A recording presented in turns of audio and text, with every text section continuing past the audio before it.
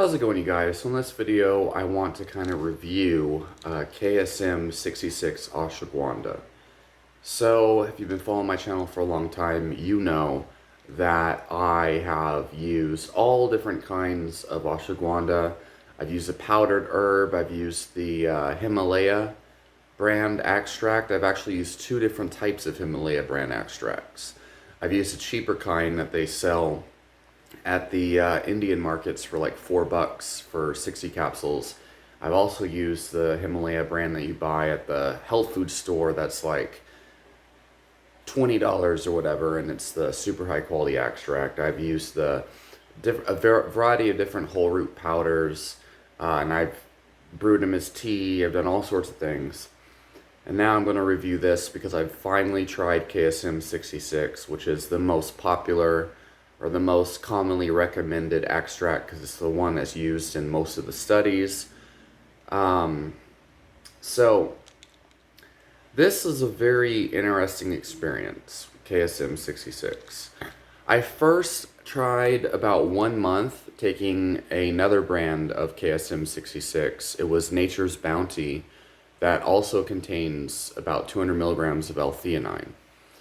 And I remember feeling a lot better. I remember feeling a boost in my motivation and sex drive and all sorts of things.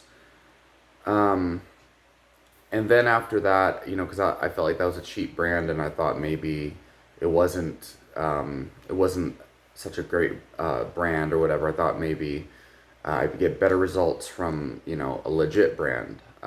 So because that one I just bought from like my HEB's regular kind of like herb and supplement section. Nature's Bounty, in my opinion, is not really, I wouldn't trust it as a credible brand or whatever. So anyway, I decided that I'd do Jarrow's because I've always had great experiences with Jarrow's, and I have plenty of friends that are in the natural medicine field or what have you that recommend Jarrow as one of their favorite brands. And so anyway, ordered the Jarrow formula and was expecting the same great productivity and motivation I felt before.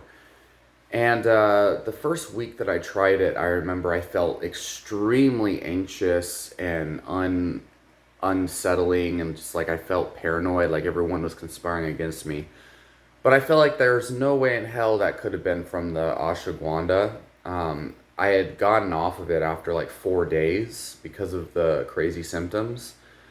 But I was also taking other things at that time. I was taking higher doses of maca, and I was taking tyrosine at high doses. And so there could have been a wide variety of other reasons why I felt that way at first. I think another thing is just some of the changes that were going on in different areas of my life that I think a lot of people would feel kind of like anxious and paranoid about. And I wasn't the only one feeling anxious and paranoid about those situations. So I think it was more so just like the things I was dealing with surrounding the things I was feeling paranoid about, which I don't want to talk about on camera. But anyway, so I went back to Nature's Bounty for a period of time, and I wasn't feeling the same motivation and productivity benefits that I was before. So I thought that was strange. And then I went back to this KSM66 ashwagandha for about 3 weeks. And what did I find? So I honestly have found definitely a decrease in anxiety from this. And just as a preface, I started off taking 300 milligrams in the morning and then 300 in the afternoon. Then I started taking 300 in the morning, 300 in the afternoon, and 300 in the evening. Then I just started taking 600 in the morning and 600 in the afternoon. Definitely, especially at higher doses, I find a decrease in anxiety, so anxiety relief. But it's nowhere near as relaxing as the whole root powder. When I take a teaspoon of a whole root powder of a regular non-extract herb of ashwagandha, I feel so relaxed, and it would always put me to sleep.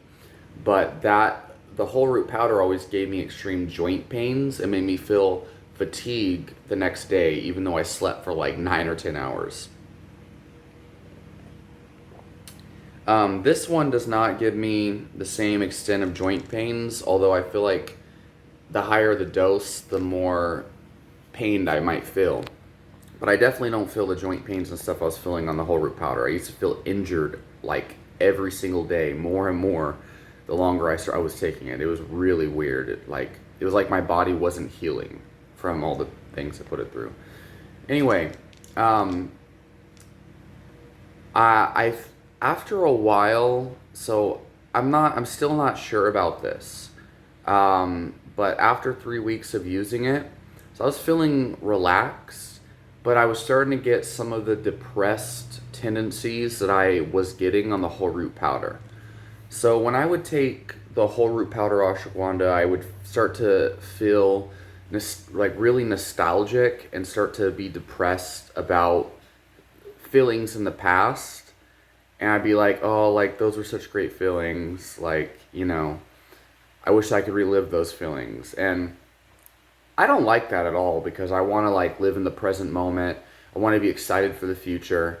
And ashwagandha, this one I believe started to make me feel that way again. The whole root powder was just like overwhelmingly making me feel that way, but I've been starting to feel that way more, mainly at like higher doses. When I was taking 300 in the morning and 300 in the afternoon, I didn't really feel that way. But when I started to double dose 600 milligrams is when I think that I started to overdo it maybe. And I started to feel the andohenia that people always talk about with ashwagandha, where you just don't feel like doing anything. Like start to read, try to sit down and read a book, and I just don't feel the pleasure in it. Listening to music, I don't feel the same like pleasure. Going to the gym and listening to music, don't feel pumped up. I'm like going through the motions. So I have definitely noticed ashwagandha in a dose-dependent fashion seems to increase andohenia, and which is the decrease of pleasure from things you normally would enjoy. And there's a lot of reports on this, but I will say, and so in addition to the andohenia, also that nostalgic, depressive feeling, starting to feel like, get thoughts like, oh, like, my best friend, I don't talk to my best friend anymore, and we used to like, do all this cool stuff. And then Facebook memories, like when I would log on to Facebook or whatever, and it shows me on this day back in 2008, like, or 2010, because I didn't use Facebook back in 2008. It shows me and my friend like having a good time. I'm like, damn, we don't hang out anymore, And then having other thoughts too, like just a whole lot of like weird thoughts, like depressed about things that I can't change, which is like the worst thing that you can have. And of course, for me, I'm all about conquering your mind to conquer your life. And so it's not like I have these thoughts and I lack control over my thoughts. It's definitely a chemical thing. And I remember all of this year. So at the beginning of this year, I was taking whole root ashwagandha alongside reishi mushroom at teaspoon doses before bed. It would help me go to sleep and whatnot. And I was always like feeling depressed. And I was like, why am I so depressed? I thought it was because I was on a keto diet and I was low on carbs. Thought that it was intermittent fasting, which I wasn't even so I added carbs, stopped intermittent fasting for a period of time, didn't help. Thought it was like a lack of caffeine or something because I was experimenting with lower caffeine. Turns out it's because I was taking these mega doses of ashwagandha, and everyone else that takes that much felt that way. So in June of this year, for a whole month, I just took off all supplements, went back to my carnivore diet, did intermittent fasting, felt amazing, was on top of the world, I got my first promotion in jiu-jitsu. I was super motivated, going to my, doing everything I needed to do multiple times a day, whatever. Then I went back on ashwagandha and started to feel less motivated and, started kind of going downhill, I guess, in a way. So anyway, what is my final verdict? So today is my first day where I just stopped taking ashwagandha. I did take 3 grams of tyrosine because tyrosine makes me feel good. I think tyrosine is actually what was making me feel super motivated and feeling good during that first stint with the Nature's Bounty ashwagandha. So I think tyrosine is actually a winner as far as mood and everything. Um, I'm going to stay off ashwagandha for a couple weeks is my plan. And then I might go back to it eventually and do another like experiment. And if I start to see those increases in nostalgia and depression and the andohenia and lack of motivation, then I'm just going to accept the fact that ashwagandha has a tendency to do that. Um, and so this is a very common thing, not just with the whole root powder, because I definitely felt extreme side effects from the whole root powder. The soreness and pains and injury feeling that I was feeling from the whole root powder was significant, and I don't get it from other nightshades either. And the fatigue the next day was terrible. Um, but the KSM66, a lot of people report feeling endohenia from as well.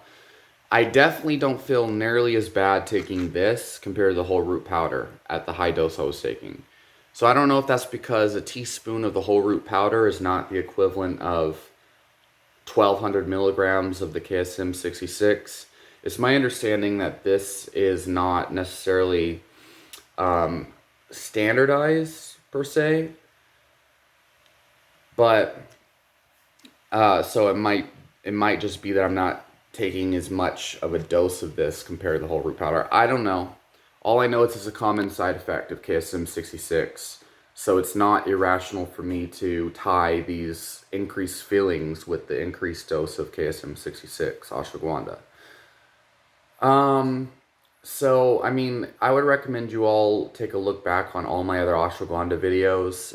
You can do so by searching ashwagandha and then my channel name in YouTube search bar, and you'll find I've made videos of ashwagandha from 2015, 2016, and all the way till now. I have a extensive background with all sorts of different types of ashwagandha. One thing I can say for sure is that when you take the right type, it can definitely help you get to sleep. But I've also found just because you get good sleep from an herb, just because you get like good sleep from an herb does not mean that you're going to feel optimal or rested the next day. Good sleep does not equal good health. Okay. Um, because you can get the deepest sleep from ashwagandha, but then still feel so fatigued and tired and then feel like your muscles have been torn to shreds the next day. But the Himalaya brand I used to have great success with as far as like sleep. So whatever.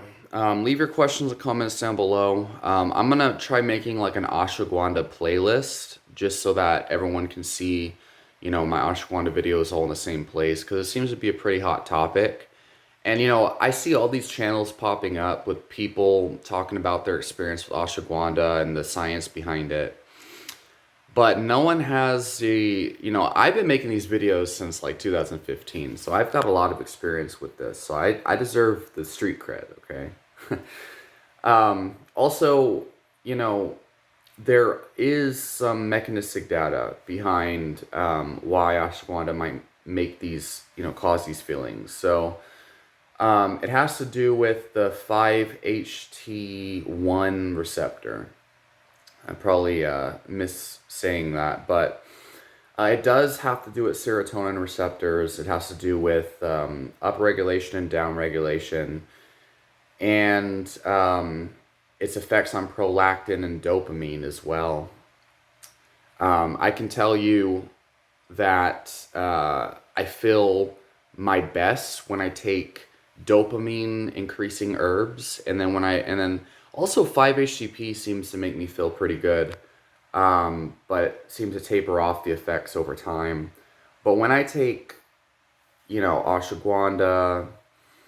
It just numbs me over time, and the mechanisms behind that seems to have to do with the serotonin receptors in which it acts upon.